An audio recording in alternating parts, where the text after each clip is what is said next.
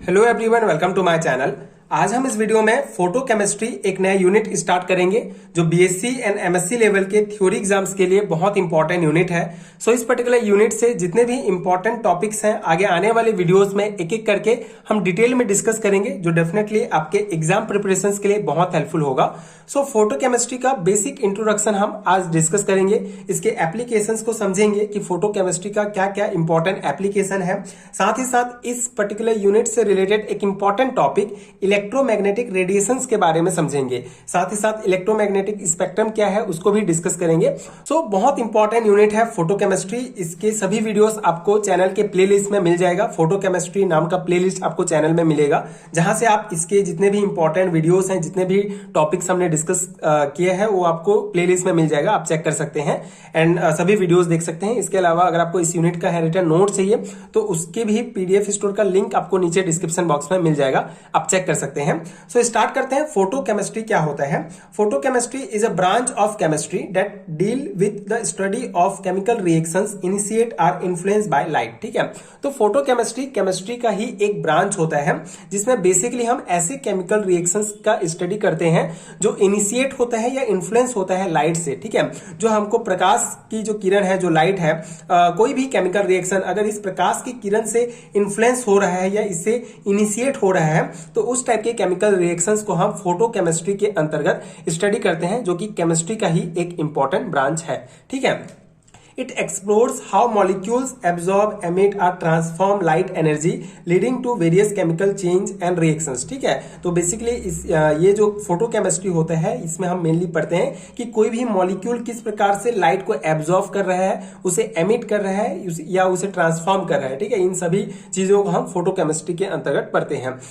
This reactions can range from simple photo isomerizations to more complex process like photosynthesis. ठीक है, तो ये जो फोटो केमिस्ट्री होता है इसके रिएक्शंस का जो रेंज होता है, बहुत ही सिंपल रिएक्शन जैसे फोटो आइसोमेराइजेशन से लेकर जो कॉम्प्लेक्स रिएक्शंस होता है फोटोसिंथेसिस, ये सभी क्रियाएं जो होती हैं फोटो केमिस्ट्री के अंतर्गत होती हैं। फोटोकेमिकल रिएक्शन से ही जो है ये सभी इनिशिएट होती हैं, जिसमें हम प्रकाश जो है इंपॉर्टेंट रोल प्ले करता है। ठीक है, जो हमारा लाइट एनर्जी होता है वो इंपॉर्टेंट रोल प्ले करता है। बहुत सिंपल रिएक्शन जैसे कि फोटो आइसोमेराइजेशन से लेकर जो कॉम्प्लेक्स रिएक्शंस होता है फोटोसिंथेसिस, इन सभी का स्टडी हम फोटो केमिस्ट्री के अंतर्गत करते हैं। तो ये बेसिक है, बेसिक इंट्रोडक्शन है फोटो केमिस्ट्री का। आई होप आपको समझ में आ गया होगा। इसमें मेनली हम इलेक्ट्रोमैग्नेटिक रेडिएशंस के बारे में डिस्कस करेंगे कि इलेक्ट्रोमैग्नेटिक रेडिएशंस किस प्रकार से केमिकल रिएक्शंस में यूजफुल हैं, किस प्रकार से यूज होते हैं, ये सभी। अब हम इसका एप्लीकेशन देख लेते हैं। एप्लीकेशन बहुत सारे इसके इंपॉर्टेंट एप्लीकेशन है। पहला है many pharmaceuticals are synthesize through photochemical reactions. ठीक है, तो फोटोकेमिकल रिएक्शन से बहुत सारे फार्मास्यूटिकल्स जो होते हैं ये सिंथेसाइज होते हैं। इसके अलावा photochemical processes play a significant role in environmental chemistry. ठीक है, such as in the degradation of pollutants and formation of atmospheric pollutant like ozone and smoke. ठीक है, तो इन्वायरमेंटल केमिस्ट्री में कैसे इंपॉर्टेंट है फोटोकेमिकल प्रोसेसेस। बेसिकली इसमें जो हमारे पॉल्यूटेंट होते हैं, ठीक है, जो प्रदूषक होते हैं, उनको डिग्रेडेशन में भी हमारा इंपॉर्टेंट रोल प्ले करता है ये फोटोकेमिकल प्रोसेस। इसके अलावा जो हमारा एटमॉस्फेरिक पॉल्यूटेंट होता है जैसे कि ओजोन हो गया, स्मोक हो गया, इसका फॉर्मेशन भी जो है इसी प्रक्रिया के द्वारा होता है। ठीक है, तो ये दोनों में ही जो है मेजर रोल प्ले करता है फोटोकेमिकल प्रोसेस। मतलब हमारे वातावरण में प्रदूषण बढ़ाने में भी इंपॉर्टेंट रोल प्ले करता है, साथ ही साथ जो प्रदूषक होते हैं उसको नष्ट करने में भी इंपॉर्टेंट रोल प्ले करता है। तो इस प्रकार से इन्वायरमेंटल केमिस्ट्री में इसका जो है एप्लीकेशन है। थर्ड पॉइंट है photochemistry is fundamental to photovoltaic device and solar energy conversion technologies. ठीक है, तो जो सोलर एनर्जी कन्वर्जन होता है, जैसे जो हमारा सोलर के द्वारा जो हमको इलेक्ट्रिसिटी प्राप्त होता है, उसका जो फंडामेंटल जो बेसिक कॉन्सेप्ट है वो फोटोकेमिस्ट्री ही होता है। ठीक है, फोर्थ है photochemistry is used in the synthesis and modification of material such as polymers and nanoparticles. तो मटेरियल केमिस्ट्री में भी इंपॉर्टेंट रोल प्ले करता है फोटोकेमिस्ट्री। यूज होता है पॉलीमर्स, नैनो पार्टिकल्स, इस टाइप के जो मटेरियल्स हैं उसको बनाने के लिए, सिंथेसिस करने के लिए। एंड फिफ्थ हमारा एप्लीकेशन है that is photochemistry has important application in biology and medicine including photodynamic therapy for cancer treatment, photo biology studies and the synthesis of bioactive compound. तो इस प्रकार से बायोलॉजी में भी इसका इंपॉर्टेंट जो मेडिसिन फील्ड है उसमें भी फोटोकेमिस्ट्री का एक इंपॉर्टेंट एप्लीकेशन है। ठीक है, इसमें हम बेसिकली फोटोडायनेमिक थेरेपी कैंसर के लिए, कैंसर ट्रीटमेंट के लिए जो फोटोडायनेमिक थेरेपी होते हैं वो एक इंपॉर्टेंट एप्लीकेशन हो गया। साथ ही साथ फोटो बायोलॉजी स्टडी में हम करते हैं एंड बायो एक्टिव जो कंपाउंड्स होते हैं उसको सिंथेसिस करने के लिए भी हम फोटोकेमिस्ट्री का यूज करते हैं। तो ये बेसिक इंट्रोडक्शन एंड एप्लीकेशन है फोटोकेमिस्ट्री का। अब हम स्टार्ट करते हैं अपना important topic that is electromagnetic radiation, इसे ईएमआर कहा जाता है। तो इलेक्ट्रोमैग्नेटिक रेडिएशन क्या होता है, ये बहुत इंपॉर्टेंट है। ये आपको एमएससी लेवल के एग्जाम्स में भी आपको पूछा जाता है। बेसिकली एमएससी में जब आप जाएंगे तो आपको स्पेक्ट्रोस्कोपी एक अलग से टॉपिक जो है एक अलग से सब्जेक्ट पढ़ना होगा। तो उसमें जो है आपको यूनिफाइंग प्रिंसिपल आप यूनिट पढ़ेंगे, तो उसमें इलेक्ट्रोमैग्नेटिक रेडिएशन बहुत इंपॉर्टेंट है।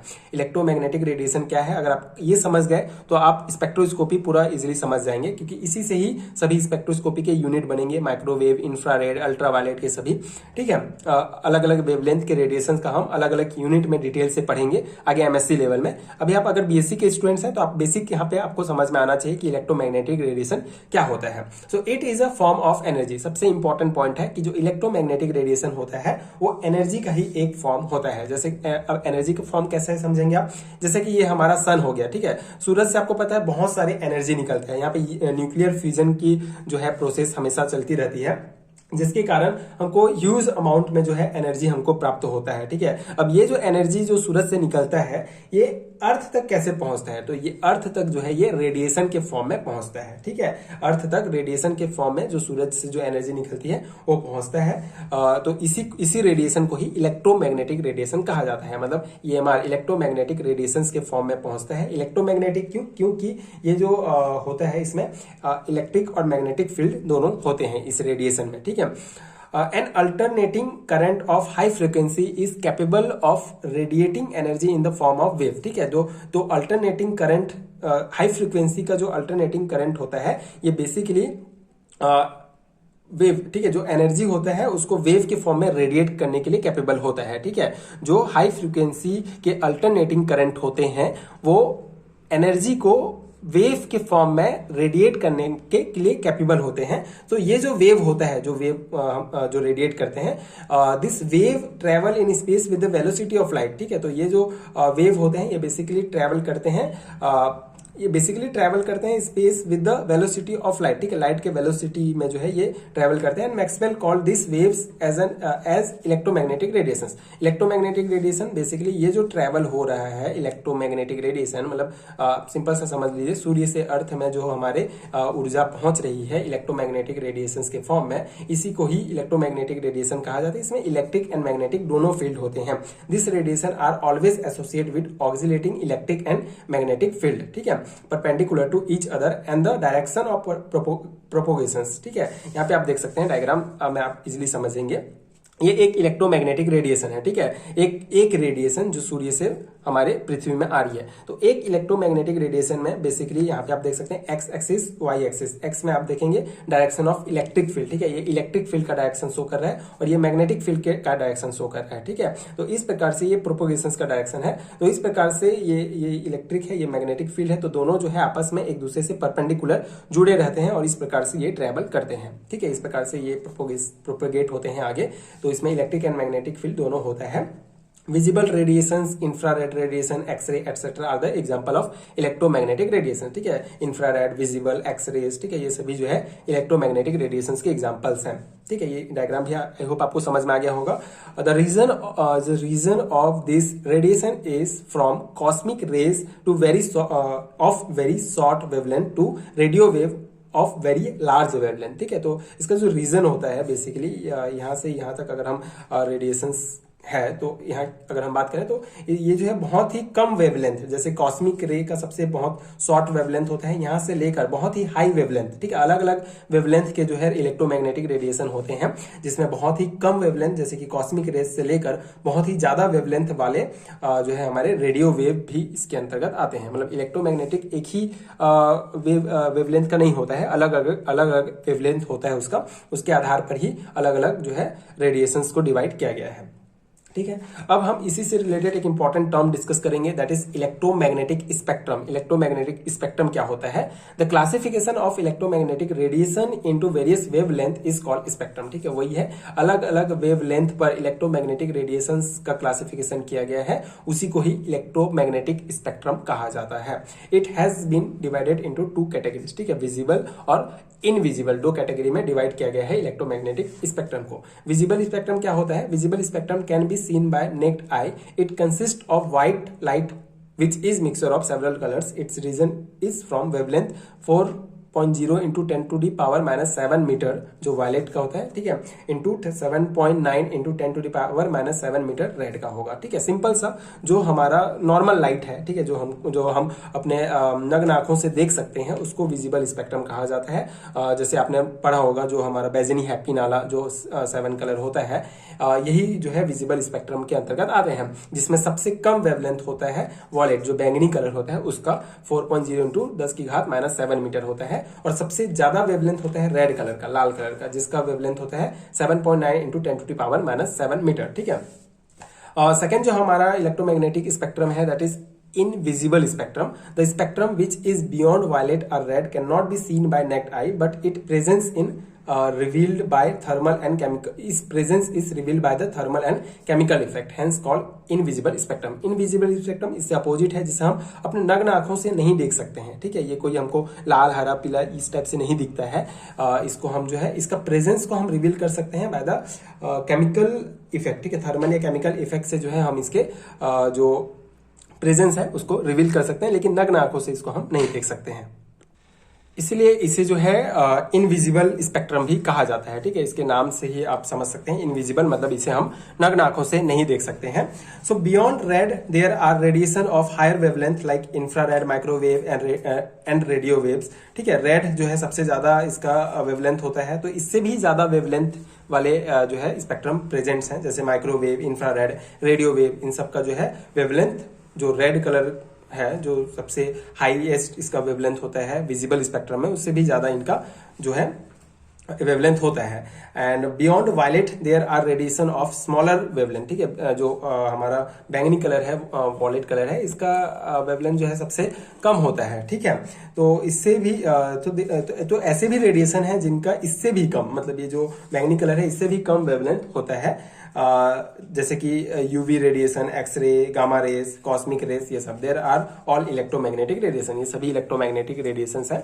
And they can propagate in vacuum with speed of light. ठीक है, स्पीड ऑफ लाइट बेसिकली ये जो है निर्वात में, ठीक है, इसीलिए ये बेसिकली ये पूरा सूर्य से पृथ्वी में जा रहे हैं, तो ये वॉक्यूम निर्वात में जो है ये आगे बढ़ते हैं, प्रोपोगेट होते हैं। इसका जो स्पीड होता है वो लाइट का स्पीड बराबर होता है। ठीक है, जो इलेक्ट्रोमैग्नेटिक रेडिएशंस होते हैं इनका जो स्पीड होता है वो लाइट के स्पीड के बराबर ही होता है, 3 into 10 to the power 8 metre per second. ठीक है, all this radiation show the phenomena of refraction, diffraction, interference and polarisation से। ठीक है, तो जितने भी इलेक्ट्रोमैग्नेटिक रेडिएशंस होते हैं ये हम आगे आने वाले वीडियोस में डिस्कस करेंगे। रिफ्रैक्शन क्या है, रिफ्लेक्शन क्या है, डिफ्रैक्शन क्या है, ये जितने भी फिनोमेना है इन सभी को शो करते हैं इलेक्ट्रोमैग्नेटिक रेडिएशंस। तो आगे हम इन टॉपिक्स को हम एक एक करके समझेंगे कि क्या होता है रिफ्रैक्शन, क्या होता है रिफ्लेक्शन, जो इसके बहुत इंपॉर्टेंट टॉपिक है। सो यहाँ पे हमने डिस्कस किया electromagnetic radiation, electromagnetic spectrum and photochemistry का बेसिक। आई होप आपको समझ में आ गया होगा एंड ये नोट्स आपके एग्जाम प्रिपरेशंस के लिए हेल्पफुल रहा होगा। आप और वीडियोस अगर आपको देखने हैं फोटोकेमिस्ट्री के तो आप चैनल के प्लेलिस्ट में चेक कर सकते हैं। इसके अलावा अगर आपको नोट्स चाहिए तो नीचे आपको डिस्क्रिप्शन बॉक्स में पीडीएफ स्टोर का लिंक मिलेगा, आप चेक कर सकते हैं एंड वहां से आप रिटर्न नोट्स डाउनलोड कर सकते हैं, जो डेफिनेटली आपके एग्जाम प्रिपरेशंस के लिए बहुत हेल्पफुल होगा। एंड अगर वीडियो हेल्पफुल है तो आगे के वीडियोज देखने के लिए प्लीज चैनल के साथ जुड़े रहिए। Thank you so much for watching.